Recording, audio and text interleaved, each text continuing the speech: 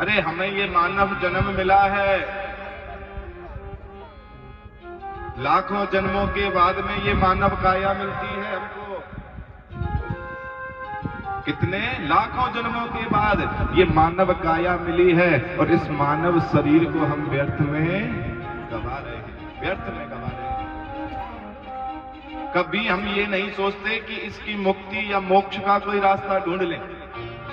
सोचते हैं पंडित जी के पास में जाएंगे तो पंडित जी से बेटे की नौकरी, घर की सुख शांति, घर में माहौल अच्छा रहे, हमेशा यही पूछेंगे। कभी भी किसी संत महात्मा ब्राह्मण से जाकर ये नहीं पूछेंगे कि मैं मरूंगी तो मेरी मुक्ति कैसे, मुझे मोक्ष। कभी किसी ब्राह्मण से पूछा, किसी संत महात्मा से पूछा कि मैं मरूंगी तो मुझे मोक्ष का कोई रास्ता बता दो या मेरी मुक्ति का कोई रास्ता बता दो। किसी से नहीं पूछते साहब, क्योंकि हमें तो माया चाहिए, माया पति नहीं चाहिए। हम तो माया में ऐसे लिप्त हो रहे हैं, हमें पूछने की जरूरत ही नहीं पड़ती।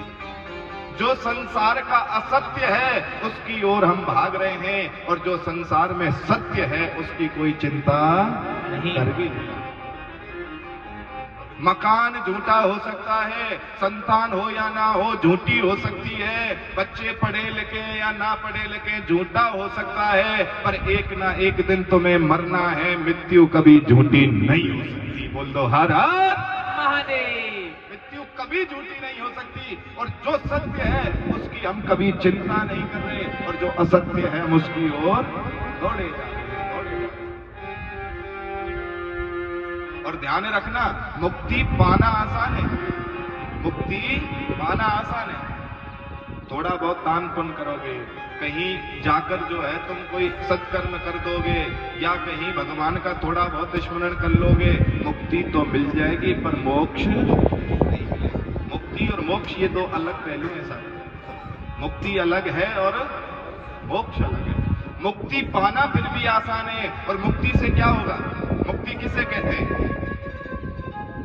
पुनरपि जननम पुनरपि मरणम पुनरपि जनने जठरे शयनम। बार बार जन्म लेना और बार बार मरना, यही तुम्हारी मुक्ति है। मुक्ति का अर्थार्थ है इस आत्मा ने इस शरीर को छोड़ा तो कोई दूसरे शरीर में जाकर प्रवेश कर गई। ये है मुक्ति। और मोक्ष, मोक्ष ये है कि एक बार मरूं तो फिर मरना ना होए, फिर तो मैं अपने शंकर के चरणों में जाके लिप्त हो जाऊं। तू है शंकर मेरा, मैं दीवाना तेरा, मेरी बिगड़ी बनाना तेरा काम है। छोड़ दी कश्ती अब तेरे नाम पर, किनारे लगाना भी तेरा काम है। बोलो हर हर महादेव। संकट हर महादेव। वो मोक्ष है, पर हम कोई चिंता ही नहीं करते। ये मानव तन मिला, मानव शरीर मिला, पर हमने कभी भी इसकी चिंता नहीं की। अरे ये तो शंकर वो करुणामय है, ये भोला तो वो करुणामय है जिसकी कोई सीमा नहीं। सभी देवी देवताओं के हजार हजार वर्षों तक तपस्या करोगे ना, जब जाकर फल देगा। परंतु शंकर तो ऐसा है, चोर बनकर भी तुम चले जाओगे ना, तब भी प्रकट होके फल दे देगा। बोल दो हर हर महादेव। ऐसा है मेरा शंकर, और उस शंकर को छोड़ रहे हैं। जहां कड़ कड़ में शंकर वास कर रहा है, उस शंकर की हम कोई चिंता कर ही नहीं रहे। मैंने कल बताया ना, कल की कथा में, जब अंतिम यात्रा तुम्हारी होगी तो अंतिम यात्रा के द्वार पर कौन मिलेगा?